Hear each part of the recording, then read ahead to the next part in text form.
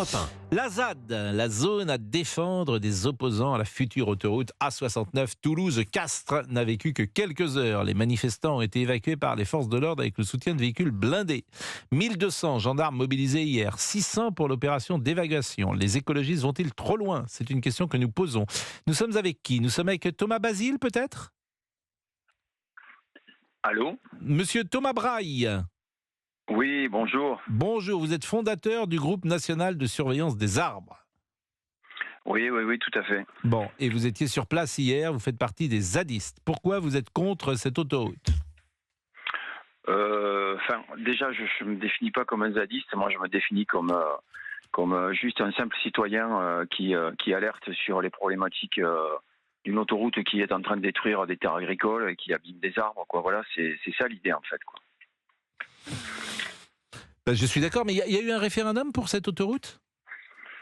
Non, il n'y a pas de référendum, mais ce qu'on demande en fait avec le collectif La Voix est libre, c'est qu'il y ait une analyse socio-économique parce que il y a les nouvelles données environnementales qui ont quand même changé depuis 30 ans. Ce projet date d'il y a 30 ans.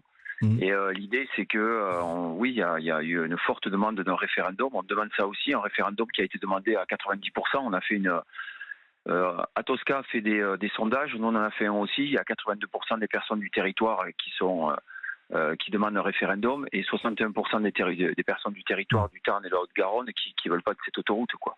Bon, Monsieur Braille, je crois qu'on vous connaît parce que vous êtes intervenu régulièrement sur les plateaux de télévision. Vous êtes celui qui a été parfois interrogé dans des arbres. Je crois même que sur CNews, on avait pu échanger ensemble avec Régine Delfour, me semble-t-il, à l'époque, si c'est de vous dont il s'agit. Oui, tout à fait, bon. Oui, bien sûr. Et c'est vrai que vous êtes sympathique d'ailleurs, et la cause que vous défendez, je me dis que vous passez beaucoup de temps à la défendre. Je ne sais pas si vous avez une activité professionnelle à côté ou pas, mais ça vous prend beaucoup de temps tout ça. Écoutez, vous faites bien de le dire parce que au moins on remet les pendules à l'heure. Moi, je suis chef d'entreprise, donc j'ai une entreprise, je suis arboriste grimpeur, je travaille, je soigne les arbres chez des clients. Et je travaille à Mazamet, à côté de Mazamet, et donc visiblement c'est la ville pour laquelle on dit que ça suinte la misère. Non, il n'y a pas de misère ici, on travaille, on a toujours travaillé. Mais là, ça vous prend du temps, c'est ce que je veux dire, parce que vous êtes souvent dans ces arbres-là.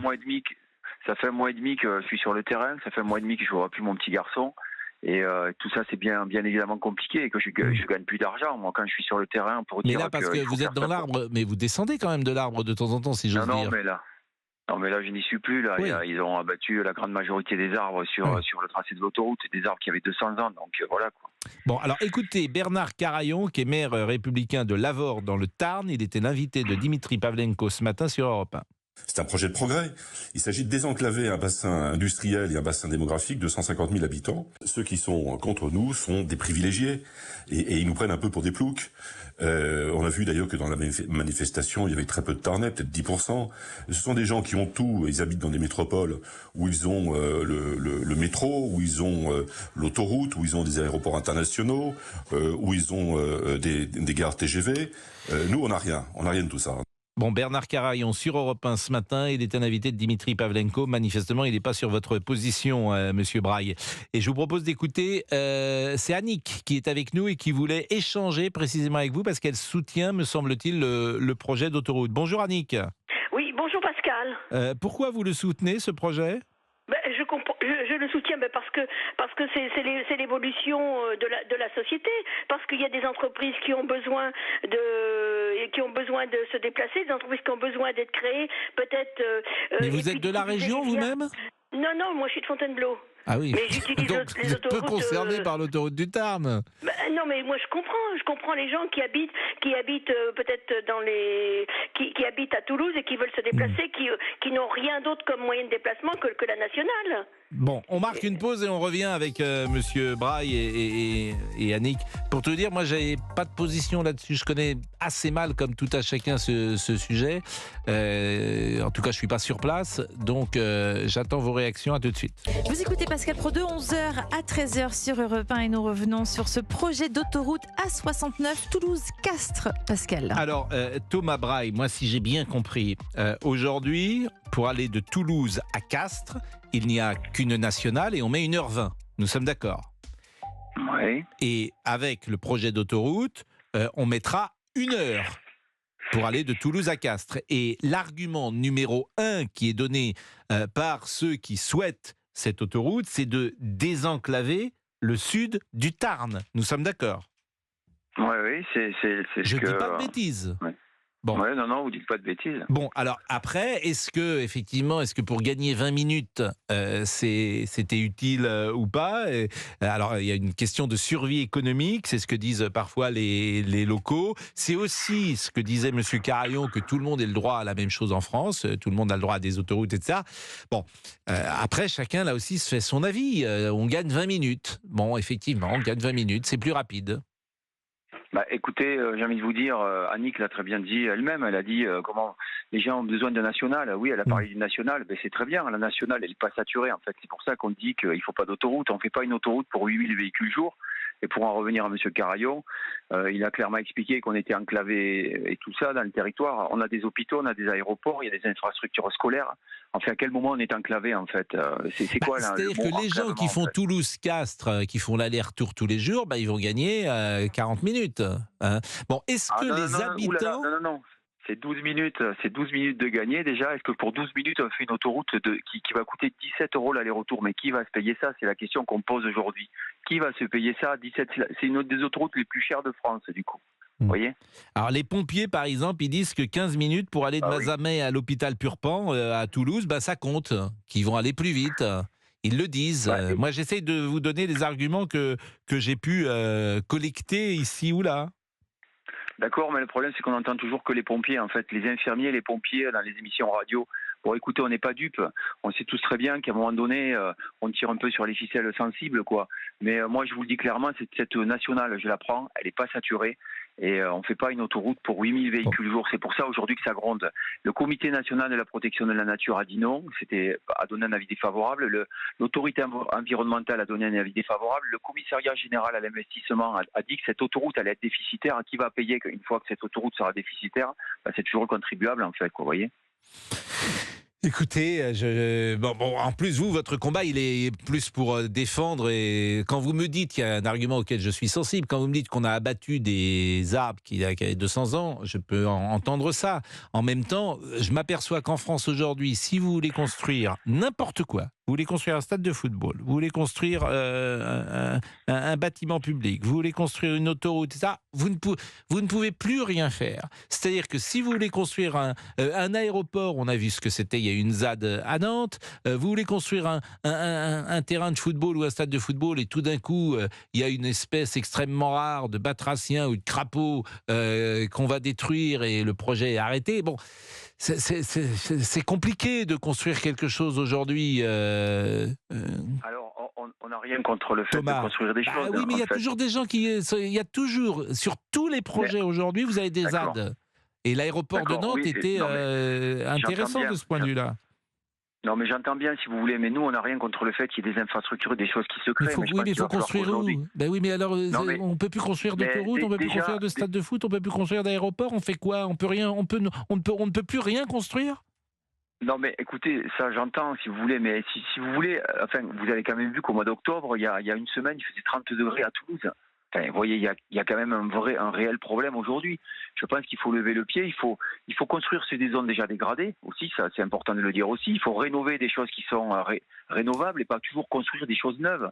On peut faire des choses, nous on n'a rien contre le fait qu'il y ait des choses qui se passent. L'aéroport de Nantes allait dire aux Nantais, l'aéroport il est vraiment dans un sale état pour le rénover. D'ailleurs, la rénovation a été arrêtée d'ailleurs. La rénovation n'a même pas, qui devait avoir lieu, elle n'aura finalement pas lieu. Mais Annick est avec nous, puisque nous parlons, mais on a oublié Annick. Annick, un petit peu m'exprimer, parce que je me rends compte que tous ces gens qu'on a interviewés, tous ces gens qu'on a vus, ce sont des jeunes, on ne sait pas d'où ils viennent, je ne pense pas qu'ils vivent dans cette région-là, et je pense qu'on n'a pas du tout entendu les locaux, les gens qui sont pour la construction de cette autoroute, déjà, ce sont souvent des étudiants, comme a dit le maire, qui vivent dans des métropoles où ils ont tout ce qu'ils veulent, sont des étudiants. Souvent ils ont les bourses, ils font des études qui parfois mènent à rien, mais ce sont des professionnels des manifestations. Voilà ce que j'ai vu. Et je trouve que tous les recours possibles ont été épuisés. Maintenant, c'est l'état de droit. Et c'est l'état de droit qui est prononcé, c'est tout. Point. On va pas continuer comme ça pendant des années. En tout cas, il est de la région, monsieur Braille. Lui, il est de la région. Est-ce que vous pourriez... Alors, oui. Est-ce que vous pourriez donner mon numéro de téléphone en aparté à Madame Annick? Moi, je serais ravi d'échanger avec elle parce que moi, je ne suis pas du tout dans quelqu'un qui a envie de faire monter le ton. Mais comme elle disait elle-même, elle est de Fontainebleau, elle dit les gens, ils sont pas... Mais même elle n'est pas d'ici, en fait. Elle donne un avis, mais elle n'est pas d'ici. Moi, je suis du bassin, Annick. Mais qui c'est qu'on a interviewé? Est-ce que les habitants sont pour? Ça m'intéresse. Si on faisait un référendum, Thomas Braille, est-ce que les gens souhaitent cette autoroute? Ben non, ils la souhaitent plus. C'est pour ça qu'on dit qu'il faut faire un référendum. Annick, on est d'accord. Si les gens du coin ne sont pas d'accord, voyez, vous êtes d'accord avec moi, Annick, là-dessus ou non, du coup? Mais non, je ne suis pas d'accord parce qu'on n'en sait rien. Et je n'ai pas vu des gens s'exprimer, des gens qui étaient pour, on les a pas vus s'exprimer. On a vu que des gens qui étaient contre. Annick, vous êtes énervé, il faut pas s'énerver, vous savez, ça fait pas avancer le débat. Je m'énerve pas, mais ça m'agace. Vous ne connaissez pas Annick, Thomas, elle est née énervée. Oui, tous les recours possibles ont été épuisés. On est dans un état de droit ou pas dans un état de droit? C'est ça qu'il faut savoir. Annick, vous avez des petits-enfants, je pense, à votre voix. Quel âge vous avez, Annick? J'ai 75 ans. 75 ans. Donc là, aujourd'hui... Il y a le mari d'Annick qui n'est pas content. Voilà. Oh là là, le mari d'Annick. Alors là, si le mari d'Annick, si Joël s'en mêle, là, on est fichu, là. Qu'est-ce qu'il a apporté? Qu'est-ce qu'il a, Joël? Il m'a dit qu'on est passé à Mazamet il n'y a pas très longtemps. Ah, il dit qu'il est passé à Mazamet. Oui. Annick, je serais ravi de discuter avec vous. Franchement, je vous le dis clairement. Mais Annick, vous avez des petits-enfants, on est d'accord aujourd'hui, les jeunes qui sont sur ces mobilisations. Il faut me laisser... Vous m'écoutez un petit peu, Annick? Regardez. Bien sûr que je t'écoute. Voilà, les enfants, les jeunes qui sont sur ces mobilisations, Annick, moi j'en ai serré dans mes bras, j'ai serré une gamine qui a 22 ans, qui est en pleurs, elle voit plus le tunnel. Non, mais ça fait doucement rigoler, on pleure pour autre chose que pour ça. Allez, vas-y, continue. C'est leur destin qui est en jeu, Annick, c'est leur vie qui est en jeu. Arrête. Mais arrête leur destin, non mais franchement, ils ont que ça comme destin, merci, hein. Bon, en tout cas, paraît-il que 61% des habitants du Tarn et de la Haute-Garonne seraient défavorables à l'A69 selon un sondage IFOP. Ça, je ne sais pas de quand il date. Comment ça a été fait ce sondage? Bon, mais de toute façon, on est d'accord qu'il ira au bout, cette autoroute maintenant. Il ira au bout, il n'y aura pas de changement, Thomas. Vous ne pouvez pas... Non, il y a une forte opposition des personnes. Mais les travaux ont commencé. Oui, mais ça, c'est pas grave. Ça, c'est pas le problème. C'est à partir du moment où... Mais non, c'est pas très grave. C'est pas parce que des choses... Reculer, c'est gagner en crédibilité, Annick, parfois aussi au niveau des politiques, vous voyez, parce qu'il y a une forte mobilisation des gens ici. On est dans un état de droit, oui ou non?